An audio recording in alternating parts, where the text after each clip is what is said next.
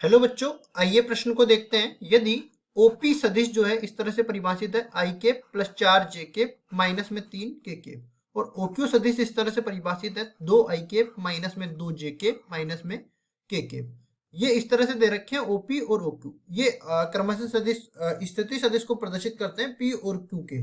ओ यहाँ पे मूल बिंदु है और आगे बोला है हमें सदिश पी क्यू का मापांक ज्ञात करो।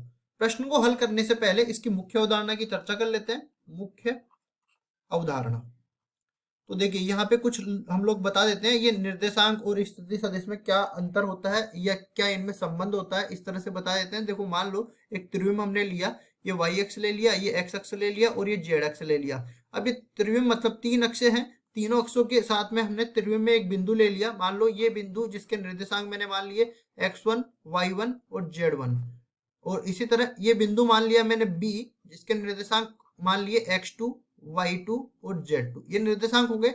अब देखो जैसे ही मैं इन निर्देशांकों को ओ बिंदु से मिलाता हूं तो अपने पास एक सदिश बन जाता है, और सदिश की दिशा में अगर ए सदिश है तो ए सदिश की दिशा में रखता हूं, ए बिंदु का हमें सदिश निकालना है ना। तो देखो जब भी हम लोग किसी बिंदु के निर्देशांकों को सदिश रूप में परिवर्तित करते हैं, इसका मतलब यह है कि उस दिशा में, उस बिंदु की दिशा में मूल बिंदु से आता हुआ एक सदिश परिभाषित कर देते हैं। तो ये इसके निर्देशांकों से सदिश बनाएंगे, मतलब इसका एक स्थिति सदिश बनने वाला है। तो OA का स्थिति ए का स्थिति सदिश OA से परिभाषित होगा, जो कि होगा x1 आई के प्लस y1 जे के प्लस z1 के इस तरह से बनेगा। और इसी तरह अगर OB सदिश में लिखना चाहूं तो वो बन जाएगा x2 आई के प्लस y2 जे के प्लस z2 के इस तरह से। तो ये आगे अपने स्थिति सदिश। लेकिन अगर मान लो मेरे को निकालना है ए बी सदिश, मतलब ए से बी की तरफ जाता हुआ सदिश इस तरीके से, तो मैं क्या करूंगा। देखो यहाँ पे भी क्या किया था, x1 में से 0 घटाया था, y1 में से 0 घटाया था, z1 में से 0 घटाया था। मतलब तीर का सिरा जिस तरफ है ना, वो उसमें से हम लोग पहले वाले जो पूंछ की तरफ वाले निर्देशांक है वो घटा देते हैं। तो यहाँ पे भी हम लोग क्या करते हैं, जैसे ही हमें निकालने हैं ए बी सदिश, तो मैं बी का जो स्थिति सदिश है उसमें से ए के स्थिति सदिश को घटा दूंगा। तो ये बन जाएगा x2 माइनस में x1 गुणा में आई के प्लस y2 माइनस में y1 गुणा में जे के प्लस z2 गुणा माइनस z1 गुणा में के इस तरह से बन जाएगा। अब चलते हैं हम लोग सवाल में। सवाल में देखो एक ही जगह ओपी दे रखा है, तो ओपी सदिश ये दे रखा है आई के प्लस 4 जे के माइनस में 3 के और इसी तरह ओक्यू सदिश दे रखा है 2 आई के माइनस में 2 जे के माइनस में के। अब देखो हमें निकालना क्या है, हमें निकालना है पी क्यू सदिश। तो पी क्यू सदिश में अंतिम स्थिति सदिश, अंतिम बिंदु का स्थिति सदिश क्या हो जाएगा, ओ क्यू सदिश माइनस में प्रारंभिक बिंदु का स्थिति सदिश, ये हो जाएगा ओपी सदिश।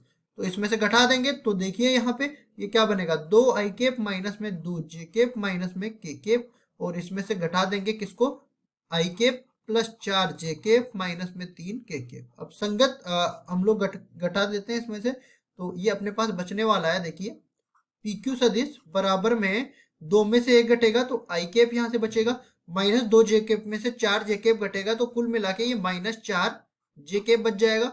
माइनस के केप में से माइनस 3 के केप घटेगा तो माइनस माइनस प्लस हो जाएगा और इधर बन जाएगा 2 के केप।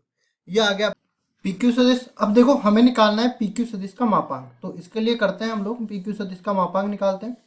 जब भी हमें कोई ए सदिश दे रखा हो और ये इस तरह से है, एक्स आई के प्लस वाई जे के प्लस जेड के और इसका मापांक या इसका परिमाण हमें निकालना हो, तो ये बराबर हो जाता है आई केप के गुणांक का वर्ग प्लस जे केप के गुणांक का वर्ग प्लस के केप के गुणांक का वर्ग और पूरे का वर्गमूल।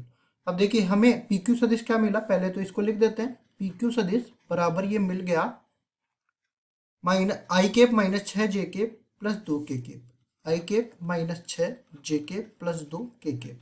इसका भी हमें मापांक या परिमाण निकालना है, तो ये बराबर हो जाएगा। देखिए पी क्यू सदिश का मापांक ये बराबर होगा आई केप के गुणांक का वर्ग 1 का वर्ग प्लस जे केप के गुणांक का वर्ग माइनस 6 का वर्ग प्लस के केप के गुणांक का वर्ग 2 का वर्ग और पूरे का वर्गमूल, जो कि बराबर हो जाएगा 1 प्लस 4 प्लस 36 पूरे का वर्गमूल, जो कि बराबर हो जाएगा अपने 4 और 1 5। तो या फिर इसको इस तरह से देख सकते हैं 36 और 4 40 और 1 41 का वर्गमूल और यहाँ पे आ जाएगा इकाई।